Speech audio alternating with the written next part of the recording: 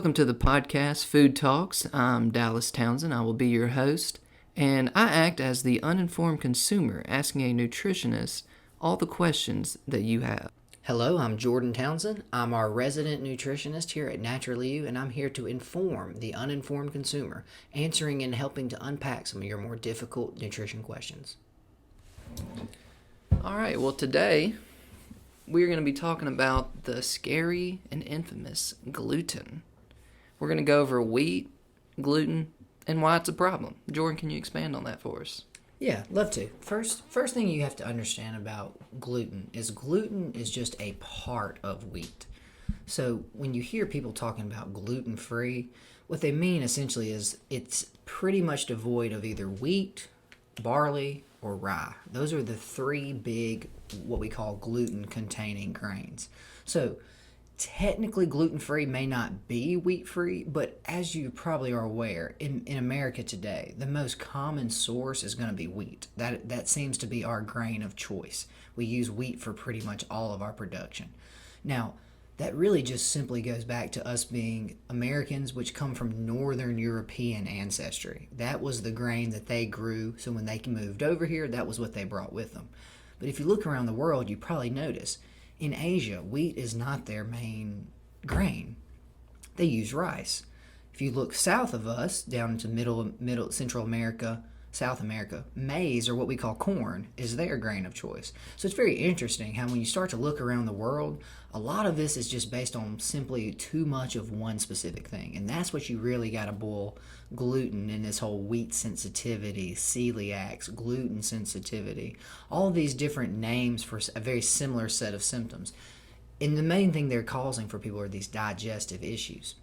So just to back up a little bit, like I said, it's not just wheat itself. It's too much of one specific type of grain. Now, you're probably thinking, well, Jordan, people have eaten wheat their whole lives, right? Or for thousands of years, not just their whole lives. Go back to ancient times. Yeah. What was wheat called originally? The staff of life.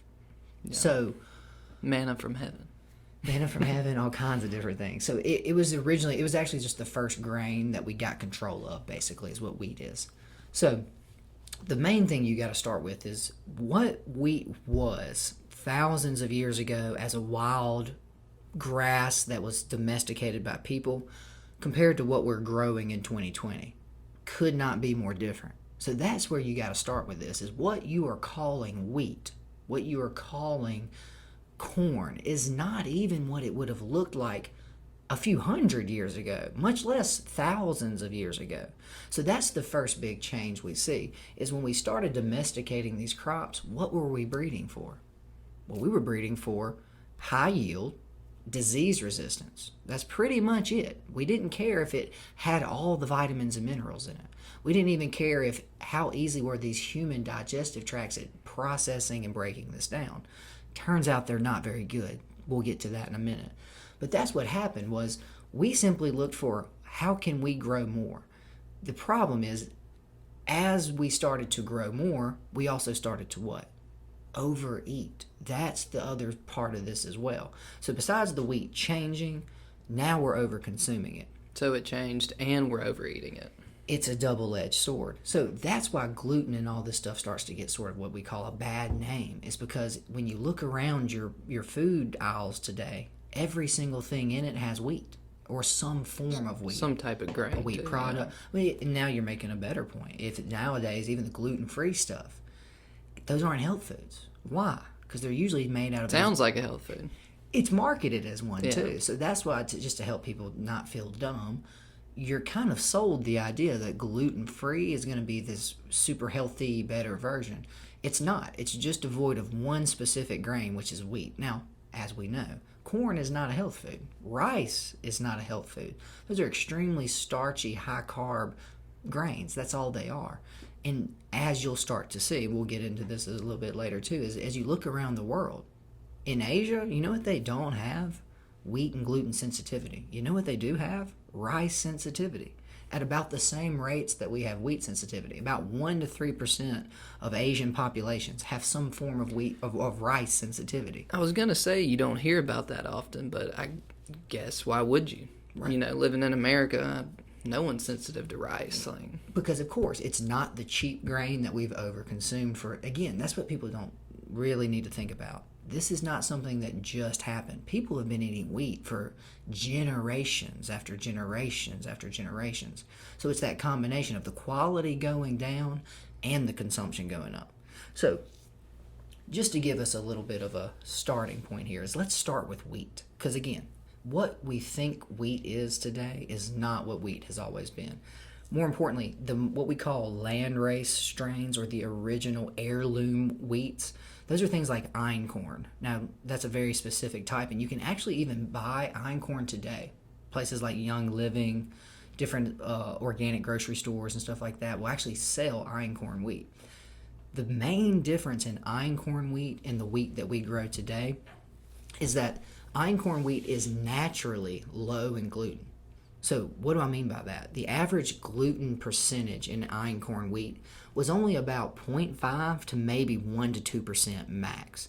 Modern wheat, or what we call, it's actually a dwarf hybrid specific version. We'll get to that in just a moment.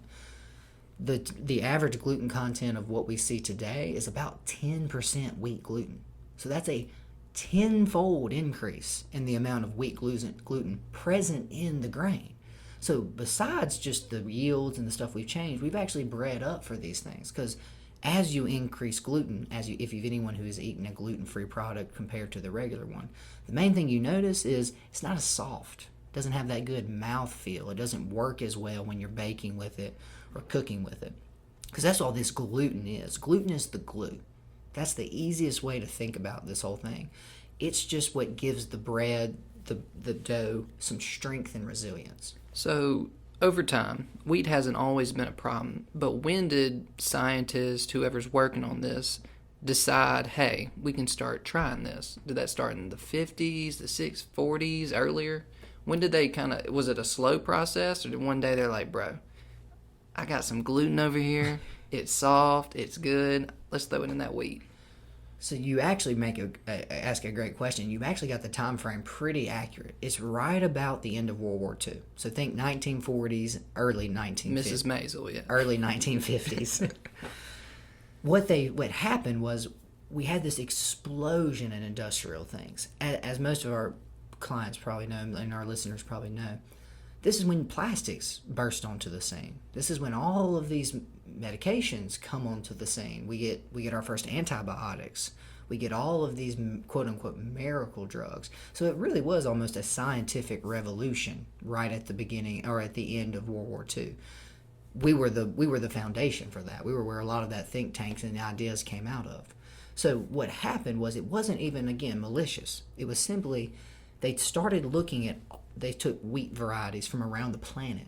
So they started mixing ones from Southeast Asia, from the Americas, from the Middle East, from Europe, from Africa, to all get what they could ideally get, i.e., we want the most resistant, the one that's not going to get sick, and the one that will increase our yields.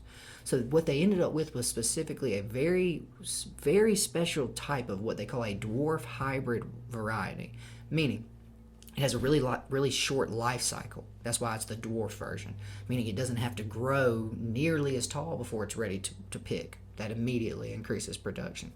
The problem with this variety, though it grows really quickly, it's not as easy for your body to break down, mostly because of that increased gluten. So you got to start to think about what we call bread. Because when most people think about gluten-free, what's the first thing they think about? For me, it's white bread. Does this mean I can't eat bread? Yeah, right? yeah. That's the first thing we think about. The biggest thing I see just trying to talk to people, they can't grasp it. Wait, flours, wheat, and do you know anything about food? Well, that's Is bread an flour? Is it wheat? Yes. Right. Well, that's what I have to do with a lot of clients. Is look, remember, I tell them any crust, any bun, anything white, brown, or yellow. And it's not to put these people down, but the common sense that's just sort of missing there, to not know that white flour is wheat and bread, it's all made with the same thing. I just pity them a little bit. We're not teaching anybody anything. And to expand on that just some is I've had clients specifically say, so just know white bread. I can eat whole wheat. Well, of course not, right? And that's what I say. What we see today, more than anything, is a huge deficit in our understanding and our knowledge. It's, like you just said, it's not putting anyone down. You're not. You also, these people aren't stupid. They are simply uneducated. No one has ever sat down and explained. I literally didn't know it until Mom told us. Like Kim Townsend, she was at 2008. She came to us and was like, Something around there. "Y'all like allergic to gluten?" I'm like, "I ain't been eating gluten since kindergarten, man. I don't."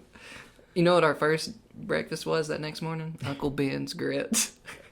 I was like, I'm on board. Cries and corn. Right. And this will get to a later subject, but I personally was having a lot of stomach issues and, like, you know, having to go to the bathroom, diarrhea. And Jordan, you know, you had mainly like acne and constipation. So it affects people differently. And that was one of the things I was going to bring up. When people say, I've been eating gluten my whole life, I have no problems, no issues, that might not be entirely true. Because they're probably feeling things and go in the bathroom or not go in the bathroom, and they probably think that's normal. But if you've never been normal, if you've been eating wheat and gluten your whole life and it's been a problem, that's a new normal to you. So a lot of people have a problem, I guess, grasping if it's even a problem. I say this at our workshop a good bit, and I just say just because it's normal for you does not mean that's how your body should be working. Because again, a lot of people say, oh, well, you know, I just go to the restroom every couple days. That's not good or normal just because you've always done that. Or, yeah, you know, I've always had lower back pain.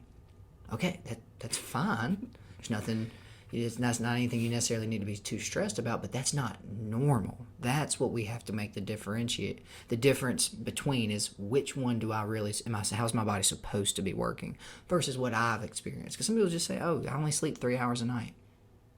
Okay, that's fine, but that's not what you're supposed to be doing. So that's the big issue that we start to see is, like you said, we almost call it silent celiac because there's a lot of different symptoms. It's over if you actually look up the clinical definition, there's over 200 symptoms directly tied to and related to celiac or wheat sensitivity on some level. So that's why it can be so hard to diagnose. Is some people are just having migraines. Some people can't go to the bathroom. Some people can't stop going to the bathroom. So it can be any sort of thing. So yeah, and for you and I, that's it. We're brothers. Same exact genetics. Same problem, different symptoms. Completely different. I.e., as I thought I didn't have anything wrong with me. I was like, what are you talking about? I didn't even think twice about it. Whereas for you, you said, something is not right. I've got to fix this. It was unmanageable. I mean, I don't see how some people figure out that they're sensitive to it and they're like, I'll deal with it. Drugs. For me, that was not an option. It's just drugs. And I even tried some pharmacy stuff. Like, I saw zero difference. Like Imodium?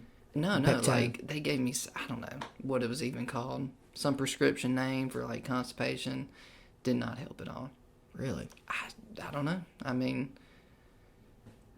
I guess it was just the gluten, but, you know, when when I got off of it, it got better, but it, you know, obviously wasn't great.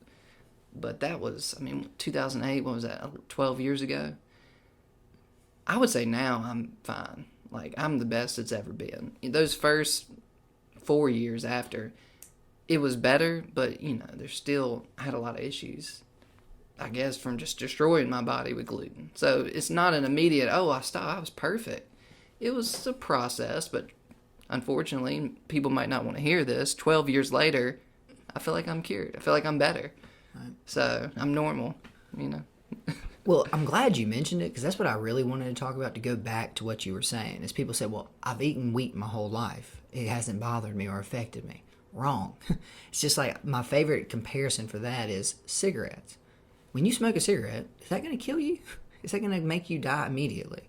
Probably not. Not at all. More importantly, you can actually smoke cigarettes for not even years. You can smoke cigarettes for decades before that emphysema and COPD and all these things start to catch back up to you. So it's a very, very similar situation with gluten. Yeah, I mean, if you stop smoking, you're not going to be just perfect the next day. Oh, I quit. I'm great now. It's going to be a process. But a month goes by. Yeah. 6 months goes by. 2-3 years goes by. You can breathe again. You're starting to feel better. Yeah. And that's very similar with wheat, meaning I compare it to cigarettes only because if you put something harmful and stressful in, over time, it's going to win the battle of attrition. The body is eventually going to break down. That's why, especially when you're younger, your teenage years, your college years, you cannot sleep, you can eat junky food, you can do whatever you want to do, and you actually don't feel too terrible. But ask those people in their late 20s, early 30s how they're doing. Now they've got that beer belly started to set in. They're starting to have back problems. Their elbow always hurts. They can't sleep. They can't breathe. You reap what you sow. So that's what you need to understand more so than anything with gluten. Is it is an inflammatory product. It's something that causes harm to the body. Now, that's what we can kind of get into next. Yeah, I was going to ask because you said it's inflammatory. When you eat it and it goes into your body and your body digests it, breaks it down, where does the trouble come in with the body? What goes wrong? So this is actually, again, as you would imagine, a multi-pronged answer. It's not just, oh, you put it in, it does this. So the first and foremost thing is you got to go way back. Let's go way, way back to bread making. Because, again, that's our main source of wheat or gluten anyway. The bread people used to eat thousands of years ago was a thing called sourdough. Obviously, you know what I'm talking about, right? Yeah, I've heard of it. I don't know if I've ever actually eaten sourdough bread. You probably have, because it's not common anymore. Why? It takes time to make it. So How again, long? about a day. Usually, because what it is it's a fermented product. So just like you would ferment beer, just like you would ferment chocolate, just like you would ferment any sauerkraut, any of these types of things. And how's the taste, though? Obviously, white bread was probably better to most people. So white bread, as you know, is about as bland as humanly possible. Yeah, There's it's not really too sticky for me. There's not a flavor profile there because what happens with white bread is you've gotten rid of the other parts of the wheat plant. So we'll get to that in a second. Yeah. Write that down just so we make sure we come back to that because that's a whole other answer. But you just said it.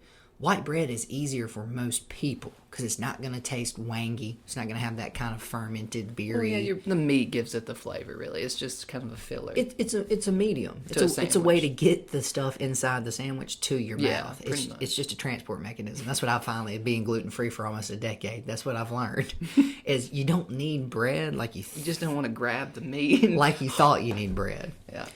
So, where were we? Which one were we on? We were talking about sourdough bread. Sourdough. So when you ferment the bread, what that is you're putting a live yeast culture, not just yeast like you would do to rise bread. You're putting like a bacterial strain in there. So what that bacterial strain does, just like it does in beer, what makes the alcohol? The little bacteria eat the gluten. More importantly, they eat the starch. They eat the sugar. So they start doing what we call basically pre-digestion. So they start breaking all of those things down. The byproduct is alcohol. Now, that's why if you ever eat a sourdough loaf, it's very wangy. It's got kind of a very specific fermented taste to it. So again, like you just said, for the average American palate, that's going to be kind of hard to tolerate versus this tastes like whatever you put on this. So that was our first thing. Now the second thing is... Now, real quick, if I eat sourdough bread, am I going to have to get on an antibiotic for the bacteria in there? So no, actually, that was the original probiotics. This is what people don't understand. Where would you get probiotics, Dallas, before you could take a pill? I mean, just being dirty in general. I mean, you're going to get some bacteria in you. Like, way back in the day, you know what I mean? I'm sure they weren't nearly as clean as we are now. And those are typically harmful bacteria, though.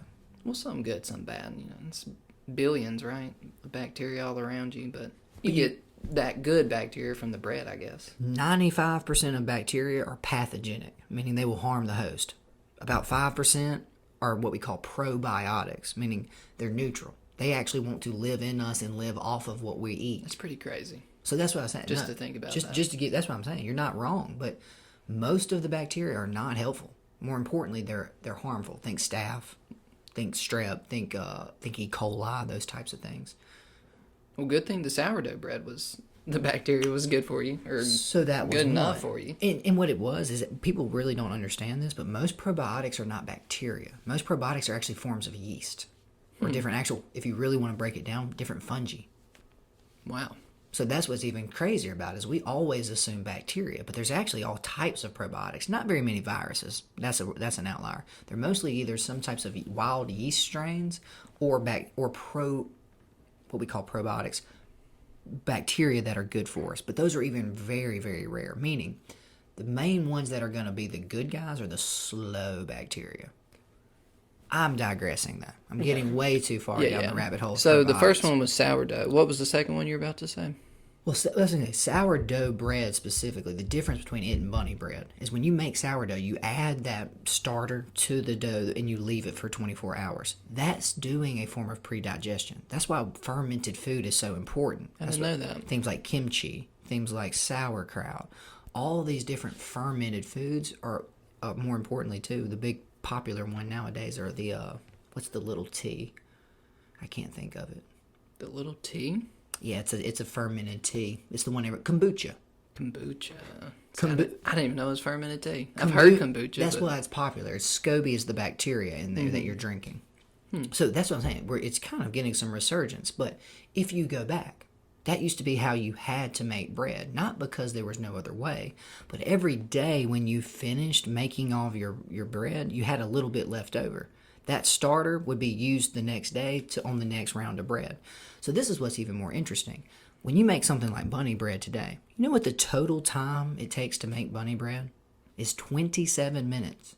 From the time it's dough until the time it comes out the other side. And the sourdough was what? 24 hours. 24 hours? Minimum. Whoa, okay. 24 hours minimum. You got to let it sit for 24 hours. Dang. Then you bake it. Welcome to why we're having some issues. That's the thing is, again, that's what your probiotics do. That's what these bacteria do for you before too. It's basically pre-digestion. So when you eat a sourdough loaf, they've even had examples of people with straight celiac diagnosis go and eating some of these artisan breads. There's places like in Chicago where there's these artisan bread makers, and they're using einkorn wheat, they're using the ancient original heirloom wheats, and they're making sourdoughs. There's people with celiac eating this and having no digestive issue. So what does that tell you first off the bat? It's not us. It's how much we've changed what we're calling bread. Because what we're calling bread is so far removed from what bread ever looked like. And that's hard for a lot of people to, I guess, not even accept. But the people who say, well, I've been eating gluten my whole life, like... Again, wrong. Do you even know what bread is? Right. And exactly. So I didn't till now. So again, and when you get into something, bread should also be very simple. This is what we also don't understand. Bread should be 3 ingredients: flour, water, salt.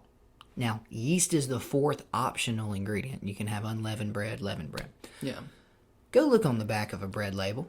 We could pull one up right now. First thing you're going to see, there's at least 20 ingredients in bread. So really, that alone is already 5 times more ingredients than you're supposed to have. I haven't picked up a loaf of bread since 2006. Even before I found out I couldn't eat it. Well, during my food talks, I look up those very often just to show and it re-illustrate this point to people. That's crazy to me. But you're getting things like dough leaveners in there. You're getting dough conditioners. You're getting things that help it bake evenly. These are all chemical additives. These are all extra things that in the end product make it feel and maybe have a better mouth texture. Now, I wouldn't say taste per se, but they help your finished product. Mm-hmm. Whereas if you go with like a traditional artisan bread, that's going to be very thick, very hearty bread. It's completely different than a product they want to sell a lot of. Artisan bread is something you use very sparingly when you want to actually eat it. There's our second problem, Dallas. How much wheat are we eating today? Versus how much wheat could you afford to eat 1,000 years ago? I'll just say, try to eat gluten-free for a week. You'll realize how much wheat's in everything that you didn't even know or think about or want to be in it. You're like, well, damn, I could have eaten that without wheat. Well, think about it. Your main source of carbohydrates and starch 1,000 years ago was only going to come from the bakery. There was also butchers, there was also vegetables, there was also fruits and those types of things. But mainly, you would buy a loaf of bread for your family, and that would last weeks. That's what you would eat off slowly and steadily. Now, we might have waffles for breakfast. We might have a sandwich or pizza for lunch. Toaster strudels. We're gonna have a fried deer steak. We're gonna have macaroni and cheese. We're gonna have a biscuit, and then we're gonna have a couple little Debbies at night. So that's 6 sources of wheat. I wanted to ask you about, like, is there any difference? Because we're talking a lot about bread, but then again, people might get confused. Noodles, pasta, all that is This made from the same thing. And that's right? why I mentioned macaroni for that reason exactly. It's again, a lot of it you're just overlooking because again, as the normal, we have a good perspective on this because we were those people that ate toaster strudel 12 years ago. That's the first time I thought about that in a while. that didn't think about it. I didn't even think, like you just said, I don't think twice about what somebody puts in front of me. That's Tastes just good. It's just what I'm going to eat. I don't even know that I need to be thinking about this, much less thinking about what is this noodle thing. So that's why I say an easy way to identify wheat, especially the hidden sources: white, brown, yellow. If it's that color and it doesn't say gluten-free, it's most likely made out of wheat. Only if you're living in America. That's where this gets different too. You go to Asia, they have rice noodles. Rice is their main side dish. So it's very cultural. It depends on where you're at. But exactly, you're eating more wheat than you could ever imagine. And then of course, beer at night.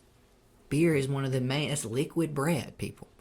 So that's why I say is we're being tidal waved with wheat these days.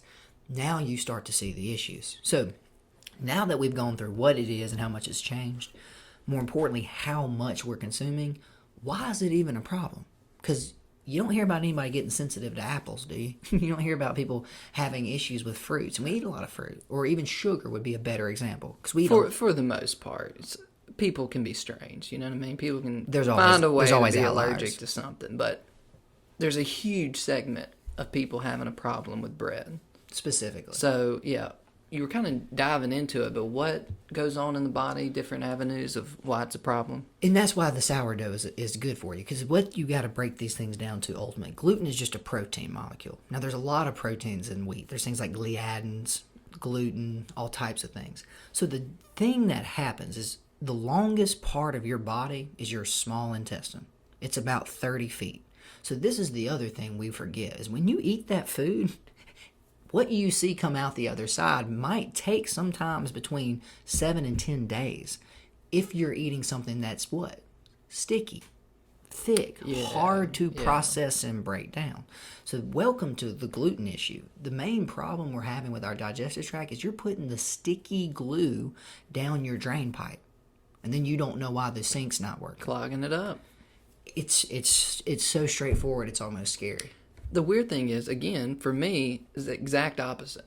My body, let me get it out instantly sometimes. With soy sauce, I guess being in liquid form, not to get gross or anything, but just in and out, like immediately run to the bathroom.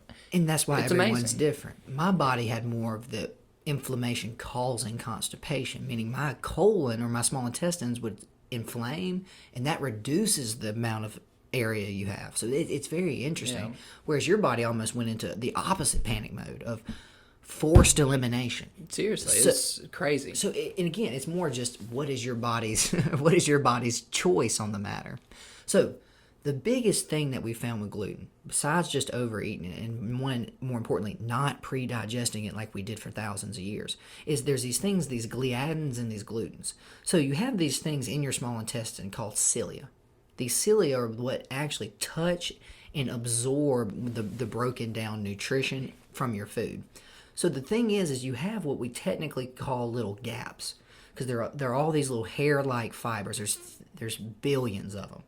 The thing about gluten specifically is when gluten connects to that wall, it actually slips in between the gaps of the cilia. Well, most of the time, with things that aren't as sticky and adhesive and abrasive, they just simply move down that gradient through the gaps and they get absorbed over time. With gluten, it'll actually get stuck. So the problem with getting stuck is it's like leaving your front door of your house open all the time, forever. So when that gluten and stuff sticks in there, that's when these things like leaky gut start to come into play. Meaning you're now having issues with eggs. Well, I've never had issues with eggs. You're now having issues with soy, corn, dairy, whatever it might be.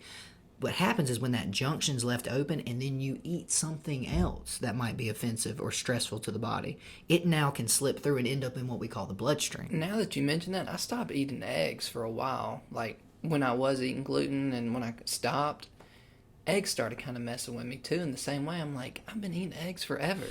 But like you said, I mean, I guess my door was stuck open. And that's what starts to happen. That's why it's kind of a very tricky thing to get a hold of, is because, again, You're not sensitive to eggs. No, but I've you're been eating them now recently. having Fine, yeah. well, exactly. But you're now having a problem with eggs because, again, always think about the way wheat is. Do you eat wheat by itself? Very rarely. No. You're usually eating it with, whether it be cereal and milk, whether it be eggs with breakfast, whether it be any Meat, cheese, proteins, mayonnaise. especially proteins. Okay, yeah. Your eggs, your beefs, your chickens, those types of things. So that's the other issue. You can actually start to develop sensitivities to food that have nothing to do with gluten. More importantly, that you're not really sensitive to. And that's what we found is over time, if you can start to do some of this healing, get the wheat and gluten out, give this body time to start healing, you no longer have any sensitivity to the eggs or the beef or whatever it might be. So that's the first thing. Is when they get stuck in that junction gap, they leave it stuck open. So the problem with this as well is when it gets stuck there, it starts to cause inflammation.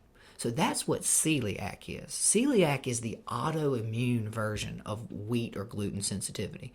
Wheat or gluten sensitivity happens pretty commonly. Too much of any food starts to cause issues over time. What celiac is your body has now identified wheat as a foreign invader. So it now thinks that might as well be a bacteria. Imagine how much bread you have to eat for your body to be like, look, we're going to start attacking this stuff. We both got there. Yeah. That's what's even scarier. I mean, I used to love some donut sticks, though. And not even us, though. Again, what did I just say earlier? If you're an American You're getting a... and you're not actively avoiding gluten, you're eating gluten not just 3 meals a day, snacks in between, beer at night. So it really never stops. That's why it's becoming the issue and so big in our culture as it is.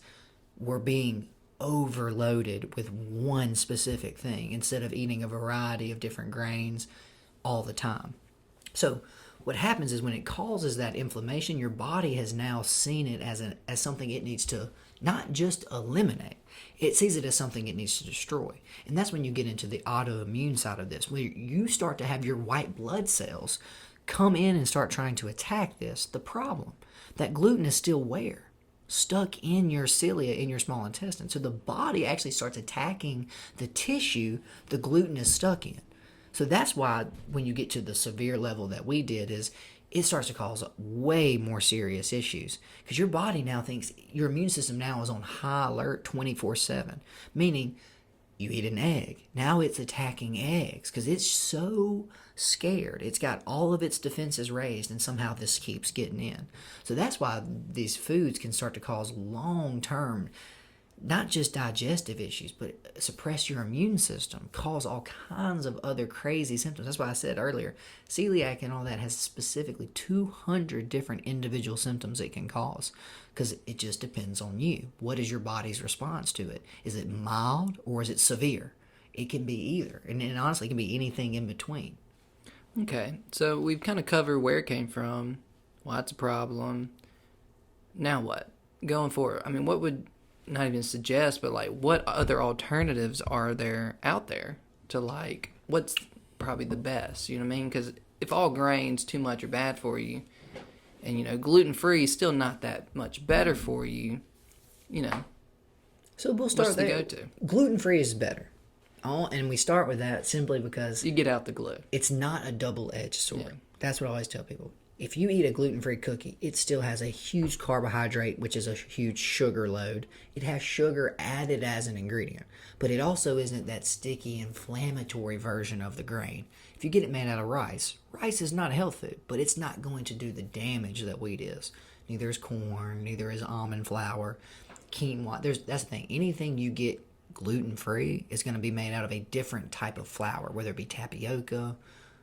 Go ahead. I've enjoyed that recently. They're starting to make everything into flour, like chickpeas and there's another one I saw, but I mean almond flour, Cassava. rice flour, cassava flour. Yeah, that's And that's a potato. I think That's what that is. I think it's chickpea. It was pea something.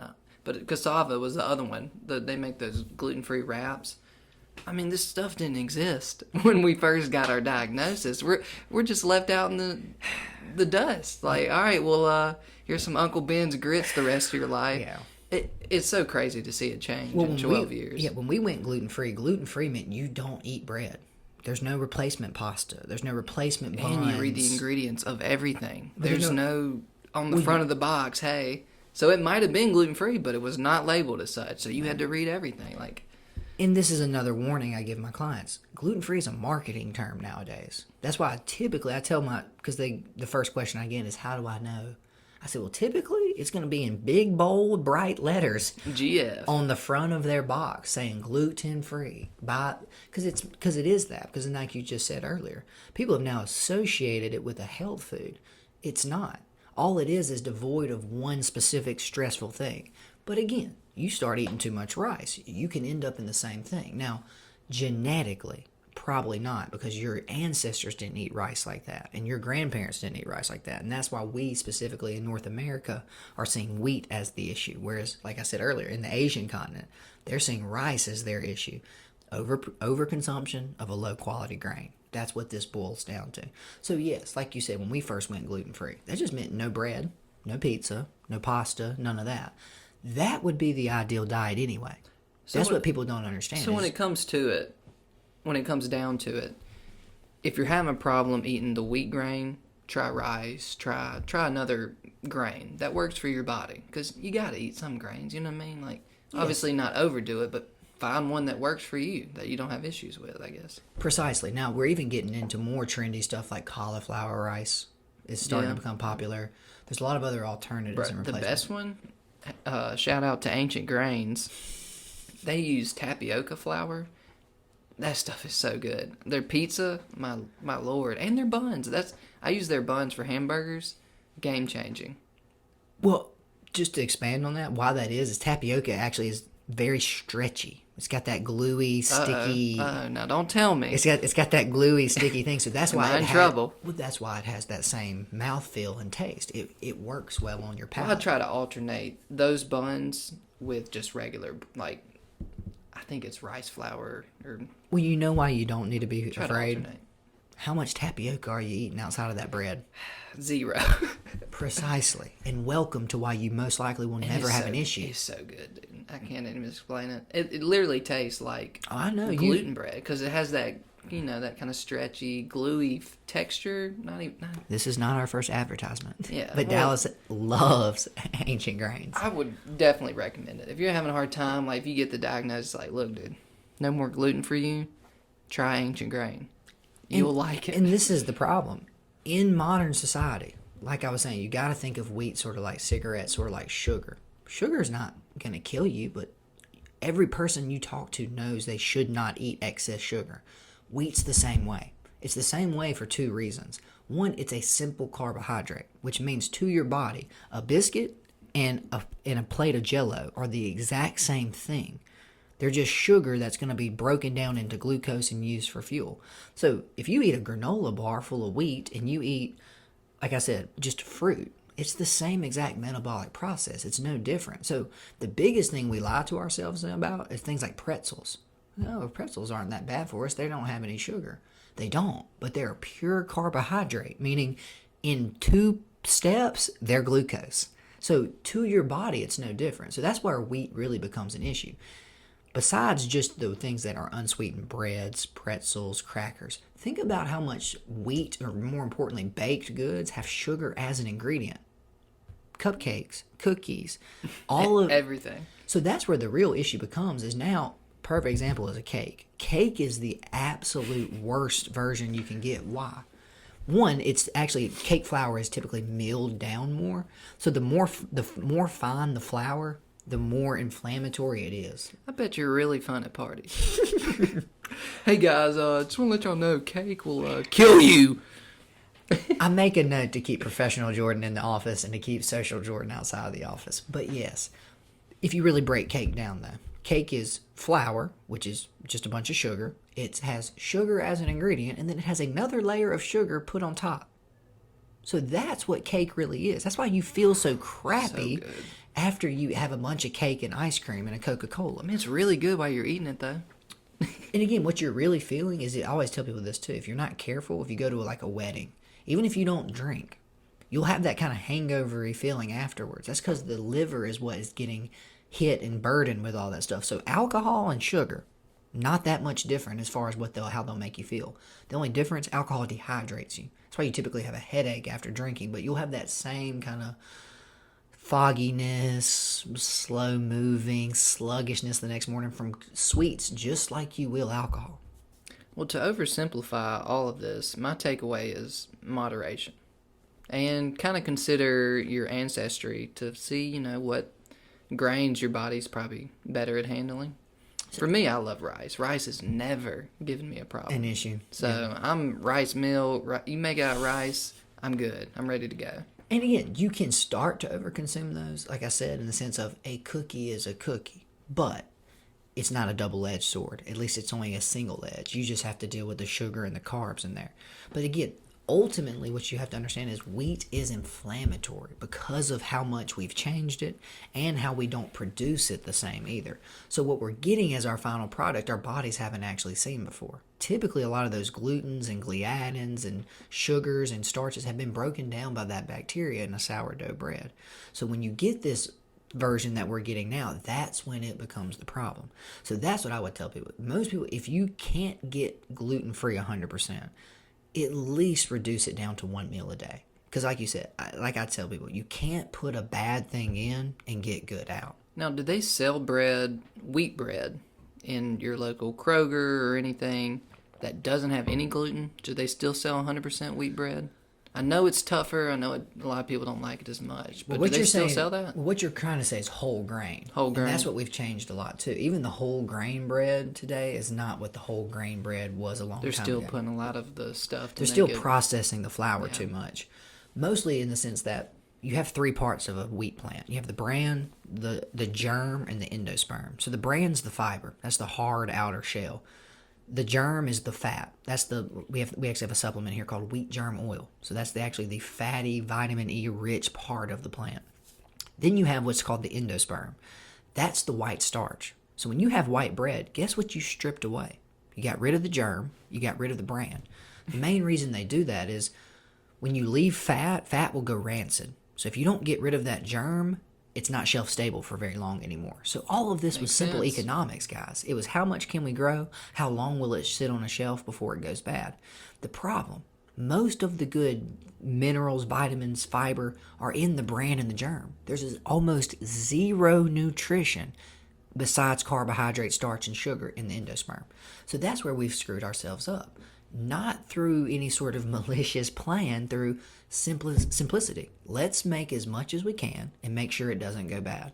The problem, when you start to change and tweak nature like that, you end up missing out and losing a lot of the things that made it good to begin with.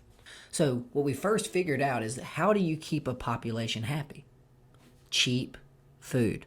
It's that simple. This is what sparked the Arab Spring back in 2008 and 2009, was bread prices quadrupled overnight. So the average person in the village couldn't afford bread anymore. Well, at that point, Dallas, if you can't feed your family, you have no choice but to riot and to act crazy. So the first thing our government realized was we have got to have a cheap, consistently available food supply. If we do that, people will be happy. They will go to work. They will have no worries, at least short term. The trade-off is you're killing people. It's you're health. killing them earlier. Again, yes. Just because you can do Worsening it. their quality of life. Exactly. Well, just because you can do it doesn't mean you should. But I kind of feel like this was a necessary step.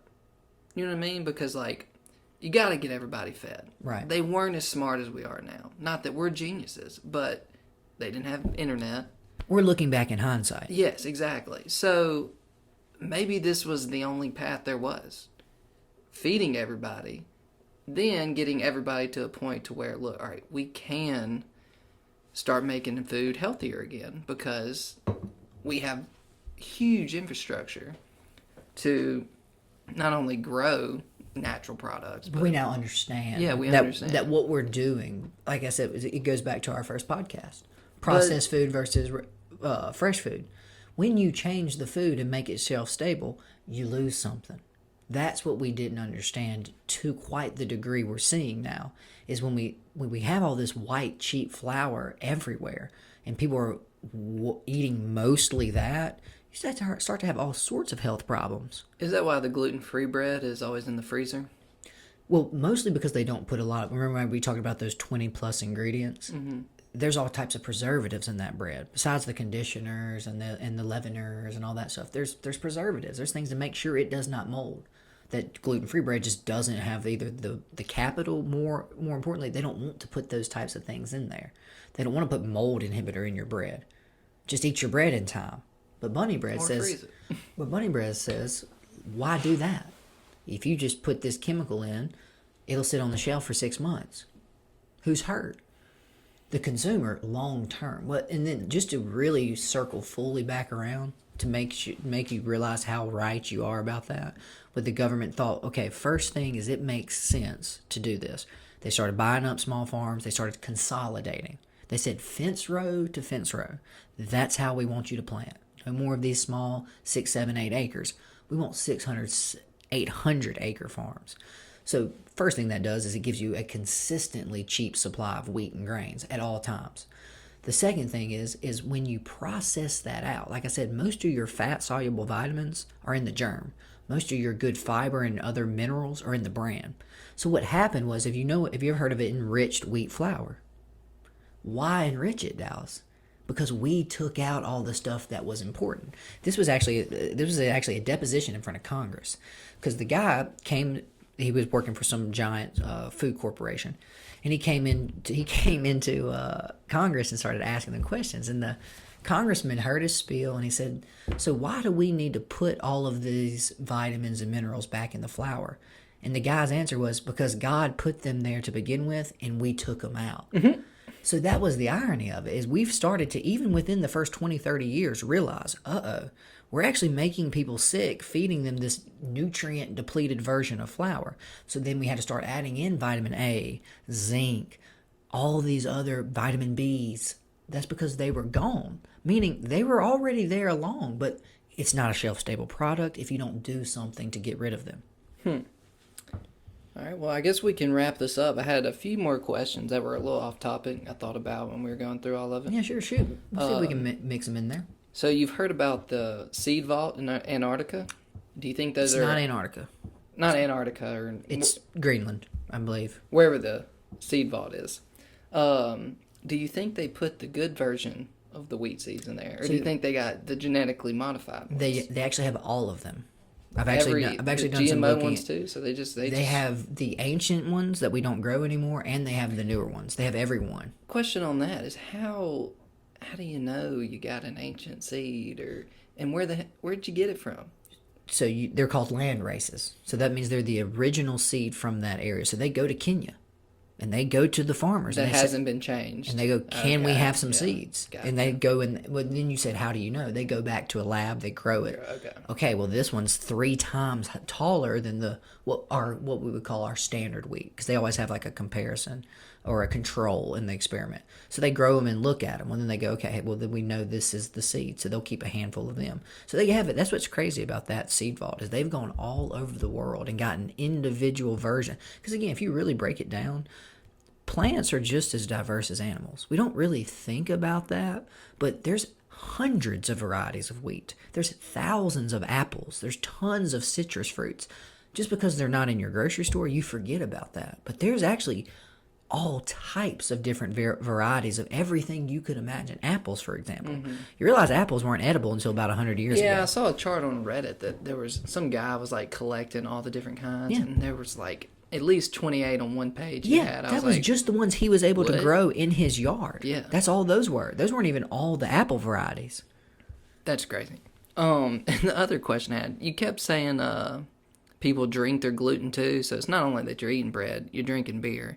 But just recently, Truly came onto the market, a gluten-free, good-tasting alcoholic beverage that gluten-free people like myself can have. And, I mean, I love Truly's, but what is that made from, that alcohol? Is that a sugar? I mean, I know they're still not great for you, but at least you're not drinking your bread. Precisely. And that's the only reason. Remember, all alcohol is actually gluten-free except for beer.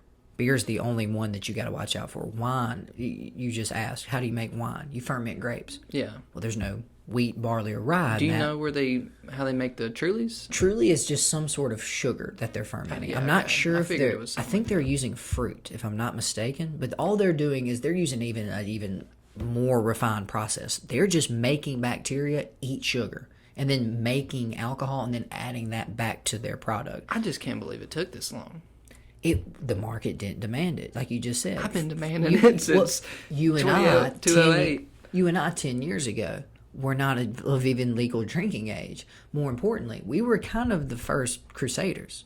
We were some of the early adopters of this whole gluten-free thing. Not by choice. You ever had to tell your friends, "Hey guys, I'm gluten-free"? I tell all my clients. Coming out. I tell all my clients. I say, look, you can't tell me anything that I haven't already had to do at a restaurant, on a date, with my buddies, at a family gathering. I get it. I've worn this badge for so long that there's no situation you can come up with that I haven't been in personally. Whether it's embarrassing yourself, asking for the gluten-free menu, you go on a date, first thing you gotta tell the girl is like, hey, by the way, I can't eat bread. Yeah, so if you just want to end this now, we can rough icebreaker. walk away. Because she thinks, okay, so I can't do anything fun with you ever. Going out to eat in It's 2008 with impossible. No gluten-free options at all. You ask somebody, sir, I don't know what you're talking about. Rolling the dice. I'm just going to go ahead and say, you need to leave. Well, you think, okay, I can have this salad. Well, we know now that Drago's, the restaurant in Jackson, all of their salad dressings have wheat because they make them in-house and they use flour to thicken them. Yeah, stop. Don't do that. You would never think that. You're like, I'm just eating salad. I'm going to get some grilled shrimp and some potatoes. I'll be fine. Next thing you know, your stomach's hurting. Well, the other problem was you order something you know is gluten-free. I got chicken and I got rice. Well, back there, they're throwing up at a Mexican restaurant. They're touching tortillas and stuff, and they, a lot of cross-contamination. That'll mess you up too. So you go out and you order a gluten-free meal, still screwed. Several gluten-free places that offer like gluten-free chicken or even grilled fish will put a little bit of flour onto the grill top to keep it from sticking. So this is what I'm saying. It was a gauntlet. It's crazy how much progress we've actually made in, like you said, 10 to 12 years. It's insane. But that's what truly is demand from the market. And that's why you see so many gluten-free products now. Demand from the market.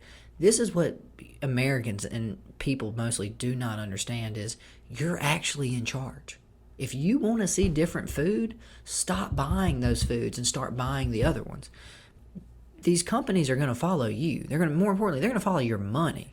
If you want Frito-Lay and General Mills to start making organic stuff, start buying organic. I think they then don't have a choice. What a lot of people don't realize is when they get those products and they start switching to the organic, the taste gets better as well. They get better at quality making it. I don't know. I'm just comparing from 2008 when I don't know if there were any gluten-free products until probably 2010. You don't remember the bread?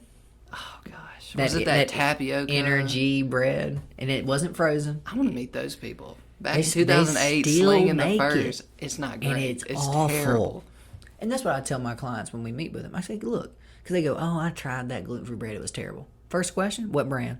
Exactly. Because there's brands of... There's so many now. Yeah, there used to be one. Are there brands of products like Coca-Cola that you don't like? Do you like Pepsi? People hate Pepsi. It's like, well, that's just a cola soda. So if I just gave you cola soda and you thought they were all the same, they're not. So that's why my first question is, what brand did you get? Because sure enough, I go, you picked, unfortunately, the cheapest Udi's. Possible brand. And Udi's is terrible. I always tell people there's 3 to go with. Yes. But Udi's used to be my go-to for a while because they were the only alternative. Like, they came on after that, I don't know, that other brand. But now, like, Nick and Nick, Ancient Grain, Kroger's got so many now. If you go to their little bread section, thank God, thankfully. Because the Udi's, like you said... Udi's is the Walmart of gluten-free bread. Exactly. It's everywhere, and it sucks. It's not very good. It really isn't. But they win by being everywhere. That's where Walmart wins. Walmart's everywhere. So the 3 versions I'll give people to if they listen to this podcast in the future.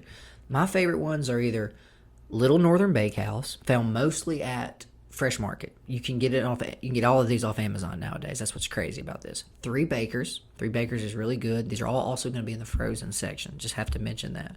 So Little Northern Bakehouse, 3 Bakers, and then Goodman's. Goodman's gluten-free is really good, and it's actually not frozen. They leave it in the bakery section of Fresh Market by itself. So it's pretty good, but again, at the end of the day, Dallas, most of these are what? White breads.